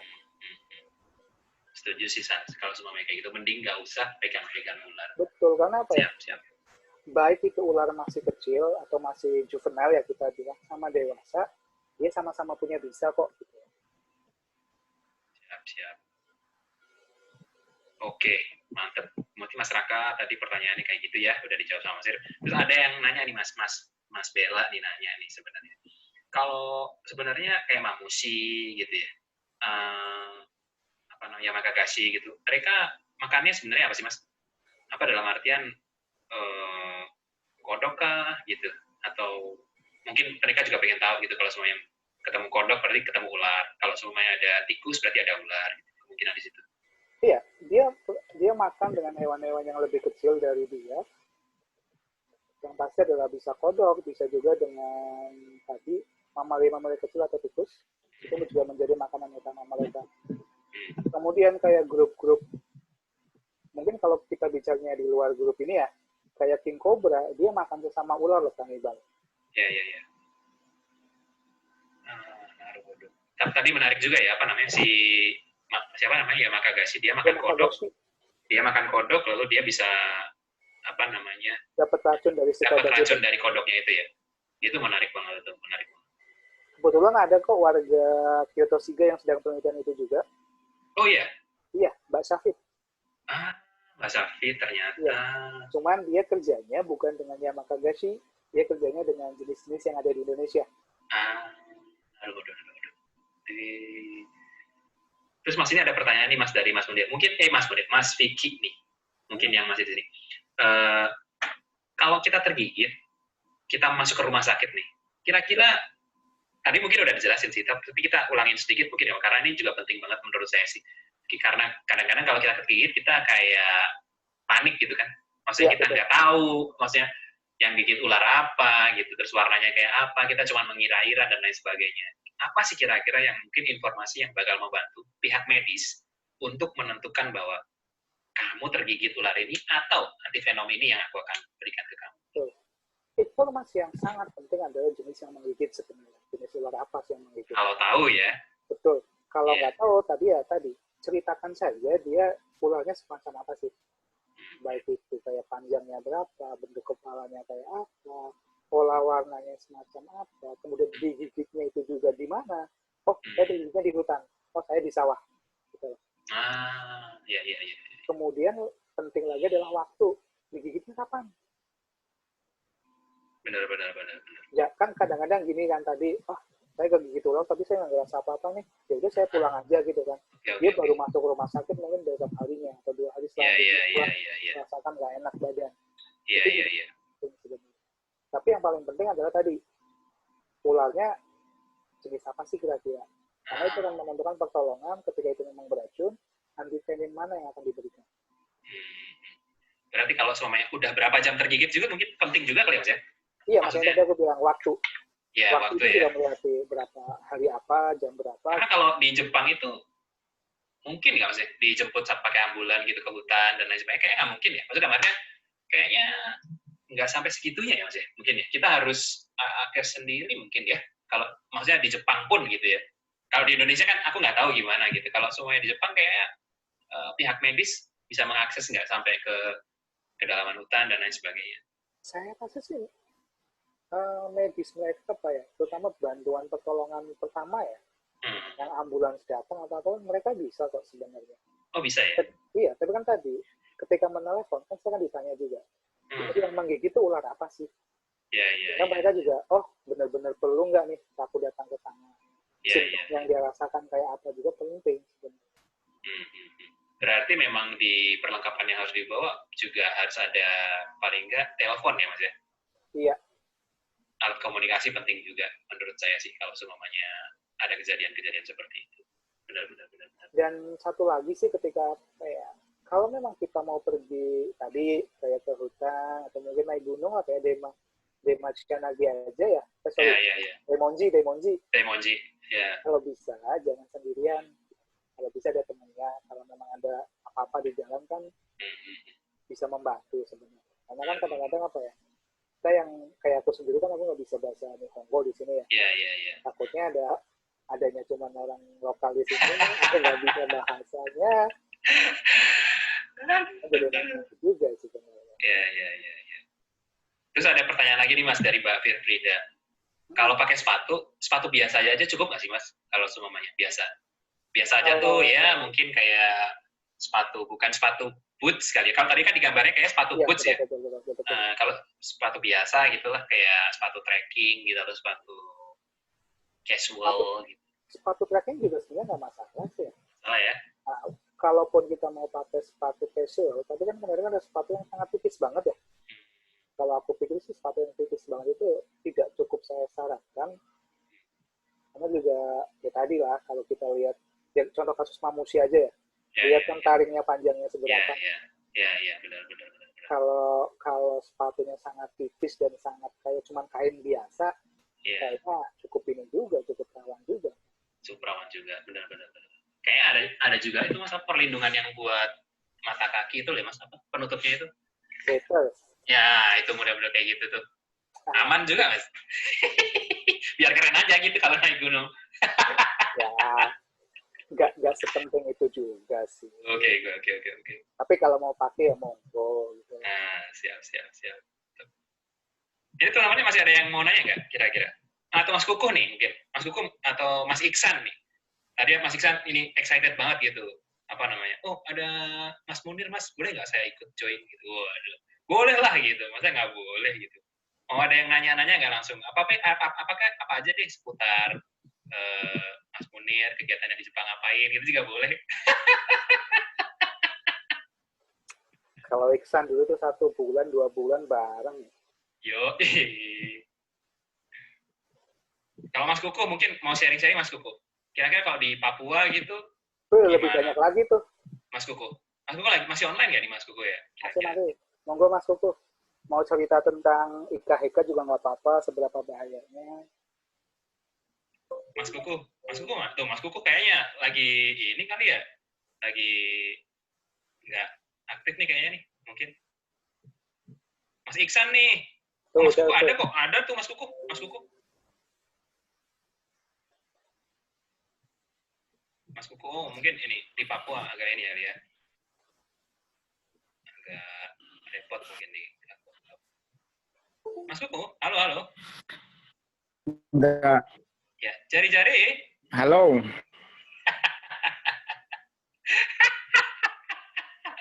Gimana Mas di sana Mas? Waduh, makin ganteng banyak nih. Sih. Kalau di Papua gimana Mas? Kira-kira Mas? Pengalamannya nih di sana. Kita sih karena Papua, kalau saya kan di kompleks perusahaan ya. Jadi kita kalau ke hutan, ke lapangan memang wajib pakai sepatu boots. Jadi kasus di sini sih, kasus gigitan ular di sini sangat jarang. Walaupun sih 2 tahun belakang memang ada korban fatal.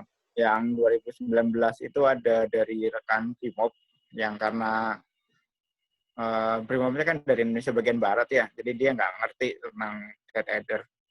Terus yang kedua, ibu rumah tangga, ularnya masuk ke rumah dan dia nggak ngerti bahwa itu ular berbisa. Jadi memang kebanyakan karena ketidaktahuan sih.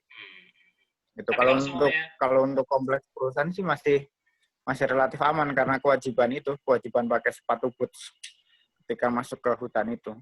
Tapi kalau Mas Kukuh gitu di perusahaan gitu katakanlah ada ini nggak Mas kira-kira kayak sharing gitu ilmu knowledge gitu ke penduduk di sekitar ini ada ular gitu dan lain sebagainya, itu kira-kira ada nggak Mas? Ada effort nggak dari perusahaan atau dari mungkin Mas Kukuh sendiri gitu? Ada, kita jadi kalau ada kasus gigitan ular itu, kita ada kok sosialisasi ke departemen-departemen, terus ada juga apa istilahnya poster yang kita sebarkan di tempat-tempat rawan.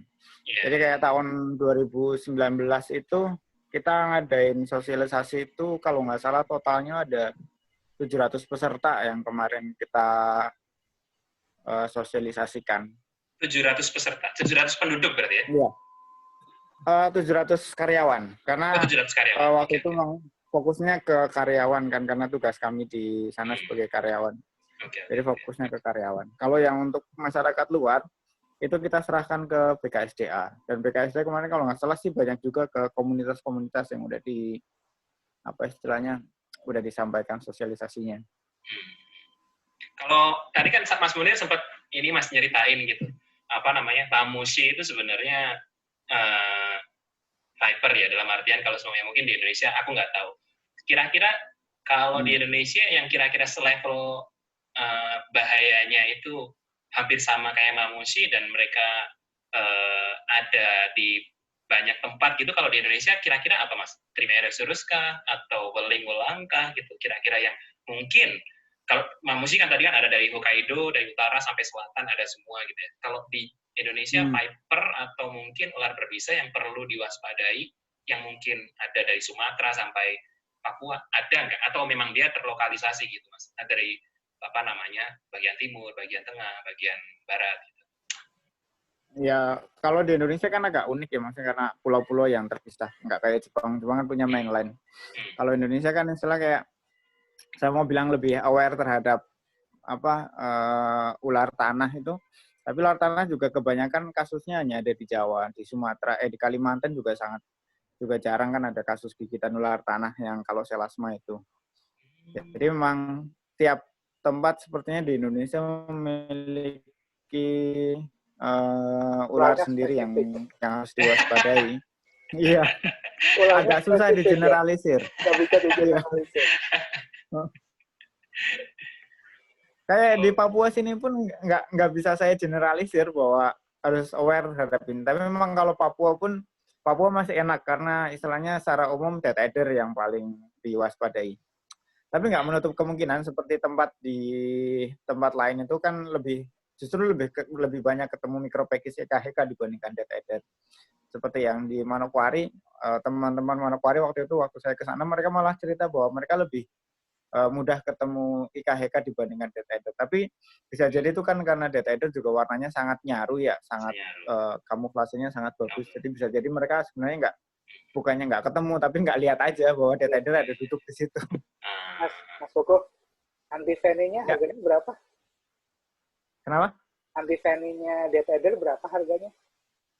Satu file. Terakhir saya update itu tahun lalu itu 68 juta per vial. Itu cuma satu file ya? Mas, itu 68 juta itu kira-kira pemakaian berapa kali, Mas? Satu file kan sekali. Yang saya pernah cerita sharing sama dokter di RSUD yang tangani. Mereka pernah tangani kasus itu butuh 4 file untuk menangani gigitannya itu. Satu pasien? Iya. Satu pasien. Tergantung keparahan sih. Ada yang satu file cukup, ada yang satu file cukup. Tapi ada juga itu yang setelah 4 file baru menunjukkan progres yang baik gitu. Mas Munir, itu kalau bisnis file kayak gitu ya dijual di dispenser pinggir jalan ya laku kayak diminum Mas Munir. 4 file ya. 68 tukar juta pakai ya? mobil itu. Iya, 68 juta itu. Wah, iya. Ya Allah, luar biasa lumayan. Anti-venom data itu memang yang paling mahal sih ketimbang dengan fiber kayak Green Big Fiber biasa mah 600.000 kita udah dapat, cuman kita harus impor dari Thailand kalau nggak salah. Kalau yang Green Big Fiber. Kalau mamushi di Jepang ada, Mas? Sudah tersedia. Sudah tersedia ya? Nggak terlalu mahal mungkin ya? Kalau nggak terlalu mahal. Kayak Yamakagashi juga udah ada. Semua ada anti-venomnya. Kecuali tadi satu jenis yang memang cukup rendah venomnya di Okinawa. Dia pemerintah nggak menyediakan anti-venomnya. Karena memang nggak ada kasus yang cukup fatal. Naruhodo. Mantap banget. Tapi ya di antara yang paling berbahaya banget, yang fatalnya cukup tinggi ya tadi. Yang dari Okinawa tadi, yang warna kuning tadi kan. Dia fiber tapi panjang gitu loh. Tidak kayak fiber kita yang pendek, dia fibernya cukup panjang. Bahkan sampai 1,5 meter. Naruhodo. Mantap banget nih. Mas Iksan, kira-kira mau sharing Mas Iksan? Muncul lah biar tahu mukanya Mas Iksan tuh yang kayak apa gitu. Oh iya, apa Mas? Kalau kita bicara tadi Mas Koko yang tanya di Indonesia apa sih ularnya gitu ya. Kalau di Sulawesi bahkan kasusnya bukan viper, piton yang makan manusia. Oh iya, kalau piton mah ya, iya sih ya maksudnya. Tapi emang kasusnya hanya di Sulawesi, di Sumatera, di Kalimantan, di Jawa yang sama-sama punya piton, nggak pernah ada kasus itu. Mas Iksan ya udah nih. Mas Iksan kira-kira gimana Mas? Nggak tahu ya mau sharing apa ya, saya belum banyak pengalaman. Ini aja masih jadi kerucil-kerucil di tempat kerja. Ya ngambil data gitu dong. Oh, ngambil data. Tapi pernah ketemu gitu atau dalam artian pernah ngasih edukasi gitu ke warga dalam artian tentang ular, tentang safety protokol dan lain sebagainya. Pernah ya Mas kayak gitu? Oh, kalau ya selain di KSA waktu kuliah, di sini juga kan di tempat kerja kita karena emang tahu backgroundku di herpet, jadinya kayak edukasi ke masyarakat sama lingkungan tempat kerja tuh diminta tolong gitu untuk pengenalan jenis-jenis ular yang ada di sekitar tempat kerja, mana yang berbisa, mana yang enggak, sama apa yang perlu dilakukan ketika ketemu ular gitu, sama kayak yang dijelasin Mas Munir tadi sih. Itu paling nggak sama ya. Kalau Mas Iksan di daerah mana sih kerjanya? Kalau kerjanya sekarang di ini NTB Sumbawa. NTB. Mas Munir ngerti kok. Dulu Mas Munir di sini, sempat di sini 2000 berapa? NTB 17. kasusnya gimana Mas? Kalau kasus ularnya gimana kira-kira kalau di NTB? Banyak nggak atau cenderung sedikit? Kalau di tempat kerja saya ini sih ini ya relatif jarang ya ininya. Jarang ya. Untuk kasus gitu. Soalnya juga ularnya banyak kan di hutan doang. Kemarin paling gede ketemu piton 5 meter, 5 meter segede paha gitu di hutan kemarin. Ya, masih sehat banget sih. Jadi emang Tapi kan, agak kurang ini, kurang banyak ular yang dekat pemukiman warga gitu di sini. kan, tapi kan di situ insularisnya kalau kamu jalan 1 kilometer aja, 100 meter satu, 100 meter Ya, satu, ya meskipun dua. itu ya itu Mas, meskipun kalau insulnya malah kalau di Jawa yang banyak Ahetula gitu kan, kita sampling jalan gitu, di sini malah yang banyak insul, tapi untuk kasus gigitannya malah ya, emang jarang karena masyarakat bisa dibilang udah cukup aware bahwa ular yang apa si insul itu ular berbisa dan ya mereka ngindarin gitu. Itu. Insul tuh Trimeresurus insularis ya? Iya, terima kasih insularis. Oh banyak di sana tuh? Gimana? Banyak Mas. Di sana banyak banget ya? Di sini malah banyakan itu daripada ular-ular kolobrit kayak Aetula di Jawa atau Dendrelapis gitu malah lebih banyak frekuensi ketemu insul di sini samplingnya. Kalau Tegar bilang tuh pating telecek tau nggak? Kalau semuanya. Apa itu? Di mana-mana Terlalu pating banyak telecek. di mana-mana. Kukuh tahu tuh pating telecek di mana-mana. Karena Gimana sebenarnya Mas? gini lah, apa ya, kasus di Indonesia mungkin aku bilang mungkin banyak, mungkin iya. Cuman kan kalau kita mau bilang itu banyak sedikit, kita nggak punya angka pasti yang terreport itu. Kelemahannya di situ. Tapi kalau di Jepang ini semua terreport. Iya benar. Bedanya itu. Mas, aku jadi apa namanya? Mas Munir nanya ke Mas Munir gitu. Kalau case report itu, kira-kira Mas, informasi apa sih Mas yang kira-kira perlu perlu didapatkan? Kalau semuanya katakanlah ada case report nih kita katakanlah di Jepang gitu atau mungkin di Indonesia lah gitu katakanlah atau di Jepang case report. Kira-kira informasi apa Mas yang perlu banget kita koleksi di lapangan gitu? Terus kita bisa sharing gitu katakanlah di secara paper atau di jurnal gitu. Kira-kira informasi yang bisa itu apa aja sih Mas? Yang sebenarnya informasi case report ini yang mengkompilasi adalah pihak government. Dia lewat dengan rumah sakit sebenarnya. Jadi kalau informasi apa ya, tadi seperti yang saya bilang, ketika informasi-informasi penting apa yang harus kita berikan ke rumah sakit. Jenis ularnya apa, jam berapa, di mana. Berarti yang kita mendapatkan informasinya dari rumah sakit ya? Betul. Bukan pihak rumah sakit yang melakukan case report, tapi kita approach ke rumah sakit ya? Betul. Ketika kita approach ke rumah sakit, otomatis rumah sakit kan mendata kita, Dan. Iya. Jadi kan kayak ibaratnya Mas Bram kemarin masuk rumah sakit, kan mesti ditulis sakitnya apa dan macam-macam. Tes semacam itu. Kayak rekam medis gitu ya? Betul sekali. Dan kelebihannya di sini kan apa? Semua data itu ada gitu. Nah, paham. Menarik banget nih. Karena data-data yang aku dapat ini juga sebenarnya laporan, ya baik laporan jurnal juga, tapi kalau bicara tadi data yang tawon ya, itu sebenarnya data dari statistik ini, government di sini, di Jepang. Mas, kalau semuanya ngomong nih tentang summer lagi nih, mungkin ini beberapa pertanyaan terakhir ya sebelum kita nanti tutup nanti jam 8 mungkin atau 8 lebih dikit. Kira-kira kalau ngomong masalah summer nih, kalau di Jepang kan summer ya tingkat paling tinggi itu, baik kasusnya gitu. Kalau di Indonesia ini kan nggak ada summer winter Mas. Iya. Itu kalau di Indonesia gitu, saya jadi tertarik gitu. Itu kasusnya tuh ada pengelompokan kah gitu waktunya atau itu terjadi within a year gitu acak gitu dalam artian atau seperti apa Mas? Kalau di Jepang kan ini ya summer gitu dalam artian mungkin kita waspada ya di bulan-bulan mendekati bulan Juni, Juli, Agustus, September gitulah. Kalau di Indonesia gitu kira-kira kasusnya seperti apa yang Mas Munir tahu? Kalau yang pasti bedanya kan tadi ketika di Jepang kita punya winter ya, di mana sebagian besar hewan itu kan berhibernasi. Tapi kalau kita bicaranya di Indonesia kan sepanjang tahun hewan itu berkeliaran. Dia nggak punya waktu berhibernasi. Kalau bicara masalah banyak kasus bulan apa, sampai sekarang karena memang belum ada datanya, belum bisa bilang sebenarnya.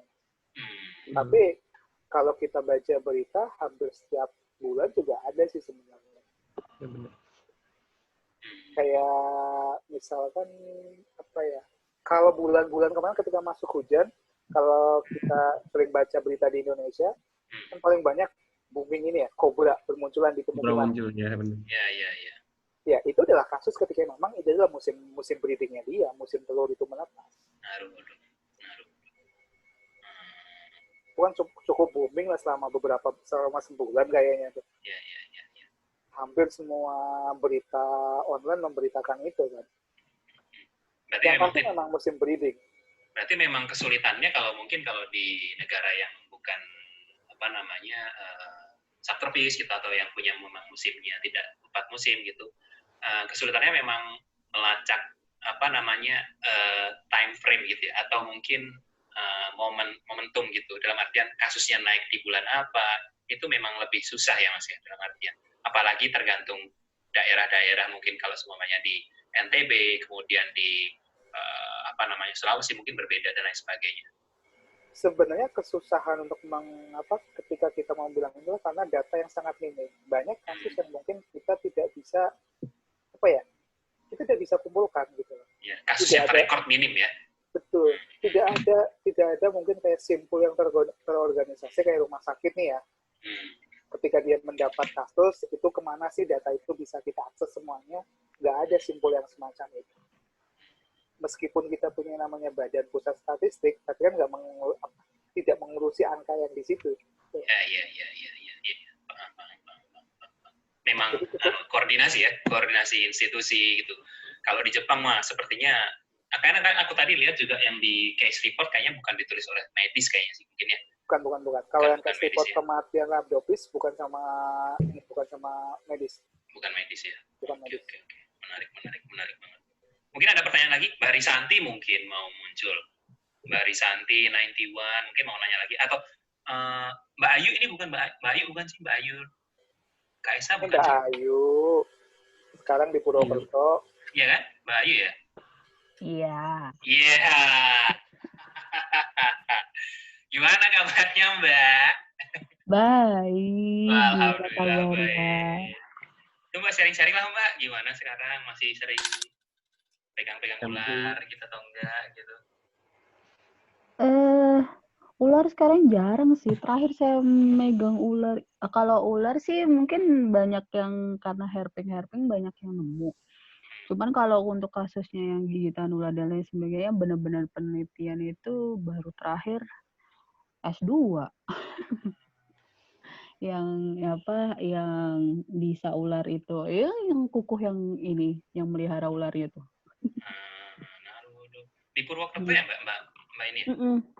Kalau di Purwokerto sendiri ini Mbak, ada kan pasti maksudnya kasus gigitan ular gitu juga memang ini ya sama aja ya, dalam artian antivenom juga, apakah ada gitu atau susah didapatkan, atau mungkin pihak medis seperti apa kalau di Indonesia gitu, dan lagi di Purwokerto gitu, itu seperti apa? Kalau Purwokerto mungkin agak gitu ya, kayaknya jangankan untuk urusan yang gigitan ular dan lain sebagainya, untuk urusan ular pun udah nggak kayak di situ. Tantangan saya di Unsut itu adalah babat alas, ngajakin anak-anak buat ngerti herpet tuh apa, ular tuh apa dan sebagainya. Jadi kalau di Jogja itu kan dulu udah ada komunitasnya, di beberapa tempat udah ada komunitasnya. Di sini yang ada penjualnya, bukan komunitasnya. Menarik banget nih kalau yang itu banyak di situ. Ada banyak yang terkenal juga kok. Itu Pak Ratno di Cilacap paling banyak. Itu dia. Disebut juga akhirnya namanya. Kalau di Jepang ada nggak sih Mas Munir jualan gitu? Pet banyak, cuman gini, Jepang sekarang punya regulasi, kita tidak boleh keep a venomous snake berbisa. Nggak boleh keep itu dalam artian kita nggak boleh melihara atau kita nggak boleh jual? Kita nggak boleh memelihara dan kita nggak boleh jual. Strict banget di sini untuk hewan-hewan yang berbisa. 2 minggu yang lalu, kebetulan ada ini pameran pet juga di Miyakomese. Saya masuk ke dalam, yang dijual cuma ular-ular yang nggak berbisa, sama paling banyak ini leopard gecko. Gecko ya. Dan paling banyak lagi biawak Indonesia. Biawak yang sebenarnya dilindungi di Indonesia. Really? Di sini dijual kemarin mulai dari Rasinus Group. Rasinus, kemarin saya menemukan, kemudian ada grup-grup Indicus, bahkan ada yang biru. Apa sih yang biru? Aku lupa. Apa sih yang biru? Iwanoi, Makre. makrenya. Dengan harga sekitar 120.000 sampai 140.000 yen. Weh, lumayan ya? Betul. Lumayan itu 10 juta sendiri. Mahal juga ternyata. Aduh. Dan rata-rata itu adalah kodenya WC atau tanggapan alam, wildcard. Biawak yang paling murah itu Nebulosus, dia dengan rentang harga sekitar 20-an ribu di sini. Itu usia berapa, Mas? Kalau kayak gitu? Ya, masih juvenile sih ya. Juvenile ya. Dengan ukuran panjang sekitar 30 cm.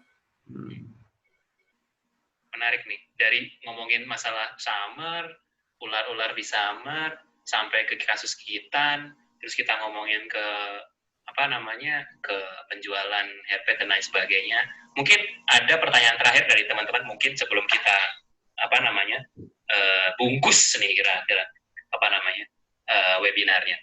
Ada nggak pertanyaan ke Mas Munir deh? Kira-kira dari siapapun, dari Iksan boleh, dari Mas Kuku, dari Mbak Ayu gitu, atau dari Mbak Risanti, Mas Vicky juga join, coy. Mas Vicky mah dulu angkatan gue. Mungkin ada nggak pertanyaan ke Mas Munir? Saya kasih kesempatan. Nggak ada lah. Nggak ada nih, bener nih. Mas Munir, saya deh kalau gitu yang nanya nih. Terakhir mungkin ya, terakhir. Kira-kira nih, ini aja opini gitu Mas Munir gitu tentang safety protokol, kemudian ular gitu di Jepang. Kira-kira gitu dalam artian Mas Munir selama di sini cukup aman nggak sih Mas gitu kalau seumpamanya kita keluar kemudian kita menghiraukan perlengkapan yang ada selama Mas Munir di sini tingkatannya seperti Mas? Memang dibutuhkan banget pengetahuan tentang ular itu dari mulai perlengkapan, safety protokol, handling safety protokol, atau ya mama gitu Mas, maksudnya artian atau itu cukup sambil lalu gitu Mas. Kalau semuanya di Jepang sendiri seperti apa Mas selama Mas Munir di sini? Kalau kita bicara di sini ya, mungkin kalau masalah masyarakat sendiri, mereka sudah benar-benar mengerti terkait dengan tadi, bahwa ular ini berbahaya atau tidak. Tapi terkait dengan mungkin kayak pertolongan pertama dan semacamnya, tetap masih ada sedikit kontroversi sama dengan Indonesia. Oh iya? Betul. Jadi mereka belum semuanya mengetahui masalah tadi, kayak imobilisasi dan semacamnya. Itu juga masih ada, karena teman-teman saya di sini pun satu lab, meskipun kita sama-sama nyari kodok dari ular ya, mereka juga baru tahu masalah imobilisasi. Mereka sebelumnya ya tadi, kayak aku bilang, yang poison remover ya. Iya. Rata-rata ya taunya semacam itu. Itu masih menjadi hal umum juga, cuman nilai lebihnya adalah bahwa di sini masyarakat memang tahu bahwa itu adalah jenis-jenis yang berbahaya atau tidak. Kemudian masalah tadi, ketika rumah sakit dan semacamnya juga cukup mengerti gitu. Rumah sakit cukup paham dengan apa yang harus dilakukan ketika mereka mendapatkan kasus gigitan ular. Kalau kita bicara di Indonesia, ini beberapa tahun ini hanya teman-teman mungkin tahu yang namanya Bu Maharani mungkin ya yang sedang mengkampanyekan. Tapi kalau bicara rumah sakit yang lain, belum begitu banyak yang tahu cara penanganan gigitan ular ini sebenarnya. Tapi kalau kita bicara yang Jepang, cukup mumpuni mereka. Tapi kalau di level masyarakat sendiri masih ada ini ya Mas ya, nggak tahu gitu ya, mobilisasi Iya, dan lain sebagainya. Itu pengetahuan. Memang pengetahuan itu memang apakah mungkin memang spesifik kali ya Mas ya? Dalam artian cukup diketahui medis gitu, atau memang sebenarnya itu pengetahuan yang harusnya ya paling tidak kita tahu lah gitu dalam artian masyarakat. Ya sebenarnya sih memang harus disebarluaskan juga ke masyarakat. Cuman kan tadi ya kayak kita bicaranya mengenai contoh di Indonesia aja, orang-orang yang sudah tahu imobilisasi kadang-kadang orang-orang tua kita ya, ini harus pakai batu ini bisa nih gitu kan. Kemudian harus pakai apa lagi dan semacamnya. Ya. Begitu juga dengan masyarakat di sini. Ya. Cuman kan mereka ibaratnya gini loh Mas. Ketika orang Jepang di sini kegigit ular, dia otomatis akan pergi ke rumah sakit. Di kita belum tentu. Culture gitu ya Mas. Culture itu ya Mas ya. Betul. Medis adalah salah satu tempat di mana kamu mencari pertolongan ketika ada gigitan ular. Kalau di Indonesia, ketika terjadi gigitan ular, yang pertama kita lakukan adalah kita nggak ke medis tidak selalu ke medis gitu ya, tidak selalu ke medis, bisa ke ya mungkin tetangga dan lain sebagainya yang mungkin pengetahuannya juga tidak dalam artian tidak lengkap gitu ya Mas ya. Betul. Jadi ya tadi ketika kadang-kadang ini orang-orang Indonesia mungkin ketika kegigit itu udah merasa baikan ya udah gitu mungkin. Tapi padahal ada masa gitu Mas, merasa baikan tapi sebenarnya racunnya masih bekerja gitu, atau dalam artian bisa saja semacamnya. Bisa semacam itu ya. Ya untuk apa ya? Untungnya kalau memang itu gigitan kering gitu lah. Tapi kalau gigitannya itu memang menginjeksi venom, ya mau gimana lagi kan? Harus medis yang membantu. Iya. Langsung siapin foto ya. Betul. Kemudian apa lagi ya?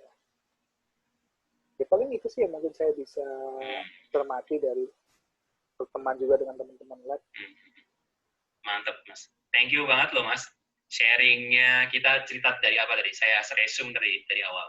Dari masalah summer, apakah summer memang musimnya ular di Jepang? Ternyata memang summer musimnya ular ya. Dalam artian memang semua binatang sih. Iya, semua binatang sih dalam artian tidak cuma ular. Apa namanya kayak Vespa SP juga. Mereka memang ternyata juga keluarnya ke summer karena di musim winter mereka sibuk sama take caring baby-babynya, larva-larvanya, kemudian kayak worker gitu juga mereka kerjanya di bulan-bulan winter gitu, dalam artian bulan-bulan spring gitu, masuk ke spring. Pas summer gitu kayak pekerjanya lebahnya kayak nggak punya kegiatan karena larvanya udah mulai gede kan, dalam artian terus dia mulai keluar nyari nyari makanan dan lain sebagainya ya, memang di bulan-bulan summer itu gitu loh. Terus kemudian kita juga nggak cuma ngobrolin itu, tapi ngobrolin safety protokol, kemudian peralatan yang harus dipakai, kemudian keberadaan dari vaksin. Terus kita juga tadi dapat cerita tentang pengalaman di Papua, pengalaman di NTB dan di Purwokerto dari teman-teman yang ada di sana. Sangat-sangat oke nih kalau menurut saya diskusi-diskusi kayak gini Mas, ngobrol santai serius gitu. Oke banget lah gitu kalau dalam artian buat kita sharing ilmu, kita tukar-tukar pikiran gitu. Mungkin sering-sering Mas, kalau Mas besok kita ngelakuin lagi. Kita ngobrolin nggak tentang ular lagi, kita tentang apa kira-kira ya? Apa ya? Tentang bersepeda, tentang mungkin. Iya. Oke deh, kalau kayak gitu, thank you banget Mas Munir, thank you banget buat teman-teman yang join. Terus ini juga saya record ya, tapi mungkin tadi yang agak telat sih kita nge-recordnya dari tengah-tengah tadi, nggak dari awal, saya lupa. Tapi ini saya record, nanti mungkin akan kita upload di YouTube-nya PPI Kyoto Shiga. Nanti teman-teman bisa cari di sana. Ini ada kalau di sini misal kegigit ular malah diburu dicari ularnya. Waduh, Mbak Risanti kalau itu yang berani mah, kalau saya mah nggak berani Mbak. Oke, nanti ini akan di-upload di YouTube, akan di YouTube-nya PPI Kyoto Shiga. Sekali lagi thank you banget buat teman-teman yang udah join, ketemu, mau mengobati kangen teman-teman juga yang ada di Indonesia, Kaisa, Mas Kuku, Mas Iksan, Mbak Ayu, Mas Vicky, Mbak Risanti, Mbak Risanti. Thank you banget udah join, sama teman-teman dari Kyoto juga thank you banget udah join. Saya tutup ya webinar ini, kita ketemu lagi di webinar yang mendatang. nanti ngomongin hal lain lagi yang tetap seru pokoknya. Siap. Thank you banget. Nanti kita kabarin lagi ke depannya buat acara-acara kayak ini. Oke, thank you banget, Mas Munir. Oke, Jos, sama-sama. mantap. Thank you semuanya.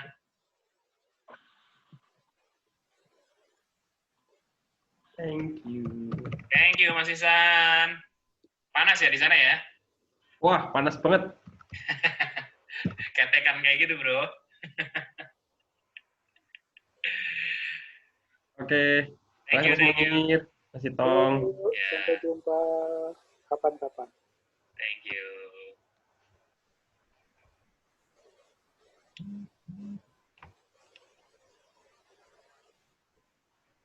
Loh, kok turun nih? Oke. Tutup ya, Dre? Yo, tutup. Thank you banget. Atur suwun.